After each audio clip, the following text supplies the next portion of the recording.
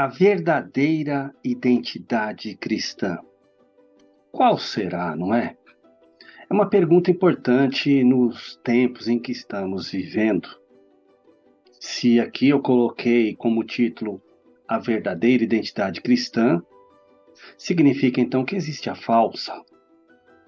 Vamos falar então sobre como conseguimos alcançar essa verdadeira identidade cristã.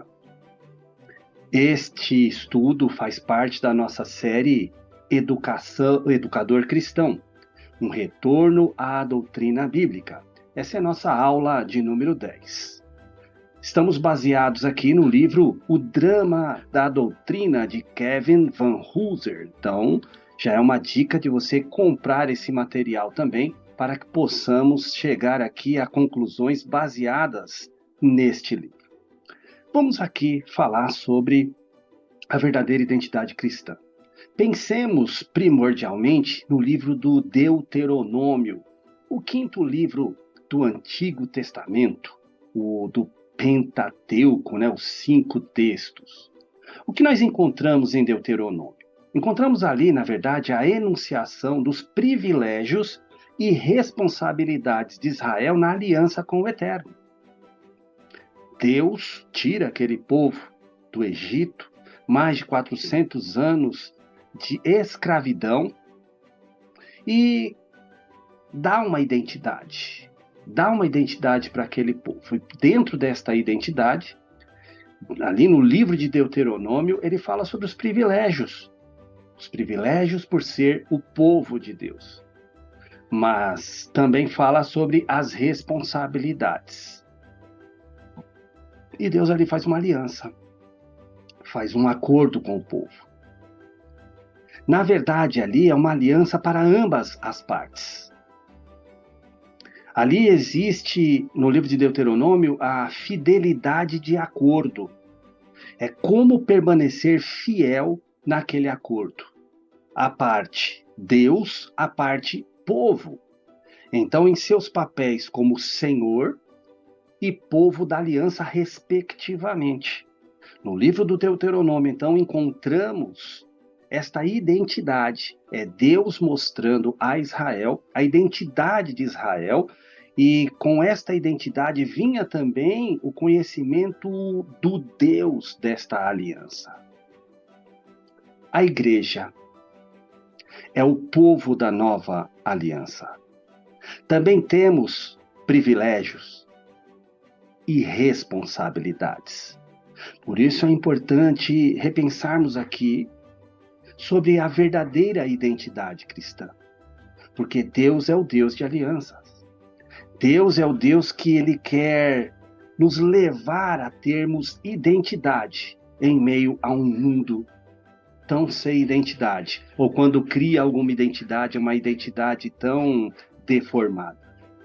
No Antigo Testamento, temos a narração da história de fidelidade e infidelidade de Israel à aliança. Israel teve muitos momentos que foi muito fiel àquilo que Deus fez de aliança com eles, mas teve momentos que foi tão infiel.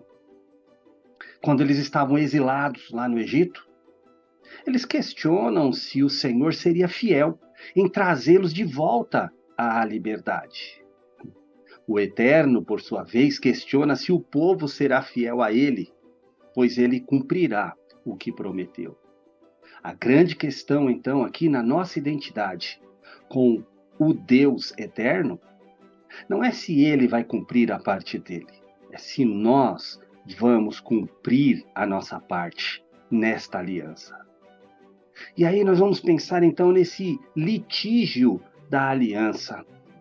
Deus apresenta uma acusação contra Israel e contra as nações.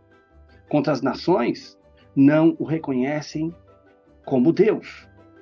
Contra Israel, como servos, fracassam em seu papel de ser luz para as nações que não o reconheciam como Deus. E nós, Igreja de Jesus Cristo, como que está esse litígio da nossa aliança que temos com Deus? Deus esteve a julgar duas questões aqui: a verdade e a doutrina. Duas coisas a serem julgadas: a verdade e a doutrina na vida de Israel. Deus está também a julgar duas questões nas nossas vidas: a verdade e a doutrina que apresenta essa verdade. Vamos falar sobre cada uma delas? Primeiro, o julgamento da verdade. A verdade sobre a identidade e sobre a agência de Deus. É isso que Deus está ali a julgar em Israel e está a julgar nas nossas vidas.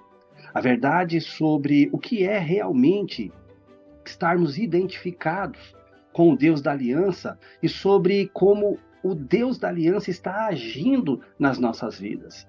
Estamos nós entendendo essa ação de Deus e cumprindo a nossa parte na aliança, pois ele está cumprindo a dele, agindo. Sobre o sentido da história, sobre os deuses e sobre as religiões das nações, sobre a fidelidade de Israel. Qual é a verdade que há em tudo isso? Então, primeiro grande julgamento que Deus fez ali com Israel, em Deuteronômio, é fazer o julgamento dessas questões, para que eles pudessem entender onde está a verdade em todo o seu contexto, em tudo que eles estavam vivendo. Vamos trazer isso para nós hoje. Deus está, sim, a julgar a verdade sobre a nossa identidade, sobre como ele age nas nossas vidas, sobre a nossa história. As divindades que se levantam hoje para que queiram dominar até mesmo o nosso modo de agir, pensar e falar, sobre as religiões das nações, sobre a fidelidade que temos a ele. É tudo isso baseado na verdade? Olha, a palavra de Deus é a palavra da verdade, não só porque ela é verdadeira, mas por causa do seu poder de confirmar a verdade e expor o que é falso. Então, uma coisa que nós temos que pensar no nosso contexto: estamos nós usufruindo da palavra de Deus com esse poder de confirmar a verdade e expor o falso? Ou será que estamos deixando as religiões das nações vizinhas, as ideologias vizinhas, confirmarem ou não o que está certo e errado nas nossas vidas? Qual é a nossa identidade? Quem é que forma a nossa identidade? Assim, no final das contas, o que está sendo julgado não é a verdade de Deus, mas nossa resposta a ele, a essa verdade. Deus esteve a julgar lá no Deuteronômio como que o povo respondia à verdade bíblica do Pentateuco, os 5 primeiros livros. Hoje Deus também está julgando, está nos conclamando a repensarmos sobre qual é a nossa resposta à verdade bíblica. Nós estamos aí, como alguns, dizendo que precisa mudar a palavra de Deus? Precisamos reescrever a Bíblia? Ou precisamos mudar de vida, mudar a nossa história? No Novo Testamento, é a identidade de Jesus Cristo que está em julgamento, principalmente nos 4 evangelhos. Quem é o Cristo? É o Filho de Deus? É um ser humano comum? É um profeta? Ou é o Salvador? Tudo que Jesus diz e faz é uma forma de testemunhar a respeito de sua verdadeira identidade. Ele vincula a sua identidade à identidade do próprio Deus. Ele mesmo diz que quem vê a ele, vê ao Pai. A grande questão de julgamento da verdade ali é julgar a verdade em pessoa, que é o Cristo. E o Senhor Jesus ali está nos conclamando a todos a olhar para ele e questionar: é ele a verdade? E procurar na palavra, na Bíblia Sagrada, se ele não é realmente a verdade viva. Por isso ele dizia: na verdade vos digo. O 4º evangelho, o evangelho de Jesus Cristo, segundo escreveu João, não é um simples relato de um julgamento. Ele é em si mesmo uma testemunha do julgamento.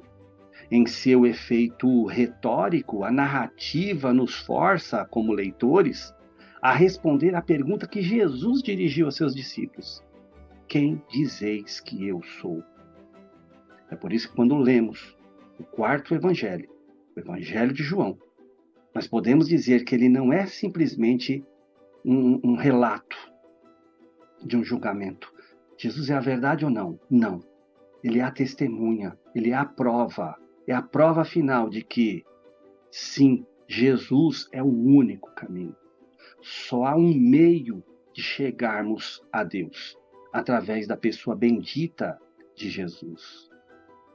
Qual é a nossa verdadeira identidade cristã? Só há um caminho para que possamos ter essa identidade bem definida nas nossas vidas. Jesus Cristo, que é a verdade. E ao responder essa pergunta, quem é Jesus? Quem dizem vocês que eu sou? Nós não somente proferimos nosso veredicto sobre a identidade de Cristo, nós identificamos a nós mesmos. Então, quando eu reconheço Jesus como o Cristo, o Filho de Deus, o único caminho, eu estou reconhecendo a minha identidade como cristão, como pequeno Cristo, como seguidor do Senhor Jesus Cristo. Qual é a verdadeira identidade cristã? Jesus Cristo. E nós sendo imitadores dele. Primeiro julgamento da verdade, de como nós reagimos à recepção da verdade. O segundo julgamento que Deus esteve a fazer em Deuteronômio, que está a fazer hoje, é o julgamento da doutrina. O processo do Eterno contra Israel consiste em uma única, porém séria acusação: infidelidade. Foi isso que Deus instituiu ali como resultado do bater o martelo.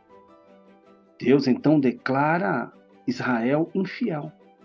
Infiel quanto à reação, a viver aquela verdade.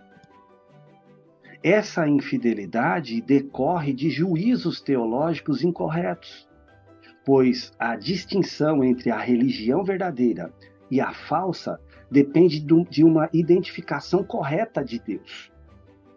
Então, Deus diz: vocês são infiéis, foram infiéis e são infiéis para Israel lá naquele período mosaico, porque eles tinham juízos, pensamentos incorretos quanto à teologia, quanto àquilo que estava escrito. Era o juízo, era a interpretação e a prática daquilo, ou talvez até mesmo a falta de interpretação e falta de prática. Uma das principais funções da doutrina é ajudar a proteger a referência correta, disciplinando nossa multiforme tendência à idolatria. Então, quando nós falamos em doutrinas bíblicas, doutrinas teológicas, nós falamos sobre a proteção dessas referências concretas, corretas. Porque são as doutrinas bíblicas baseadas na Bíblia que vão nos auxiliando, nos discipulando, para que nós sejamos livres das nossas capacidades tão múltiplas de adorar aquilo que não é Deus. Idolatria é entender errado a referência, tomar por Deus aquilo que não é Deus. E às vezes, como Israel, naquele período, nós tomamos por Deus aquilo que não é Deus. Quem sabe uma técnica, um movimento, uma teoria, uma experiência, uma pessoa, um cargo, uma função, uma ideologia. Isto é idolatria. No entanto, a doutrina significa mais do que se referir a Deus. Em um mundo cada vez mais complexo, a igreja precisa de membros que sejam capazes de recorrer à sabedoria cruciforme para tomar as decisões certas sobre a maneira de dar continuidade ao caminho de Jesus Cristo. Precisamos olhar para a cruz, olhar para Cristo. Esse é o modelo. E essa é a doutrina. e contemplada sob essa perspectiva, a igreja é mais a bigorna da teologia cristã do que seu berço.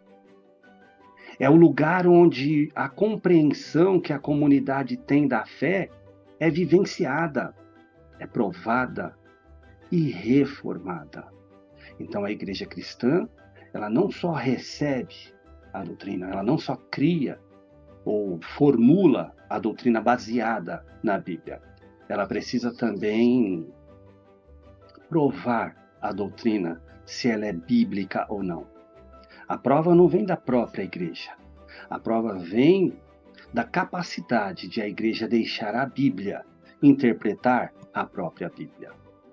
E é por isso que nós temos sempre que nos perguntar qual é a verdadeira identidade cristã.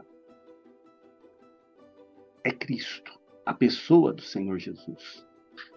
A verdade, a doutrina vai mostrar qual é a nossa identidade.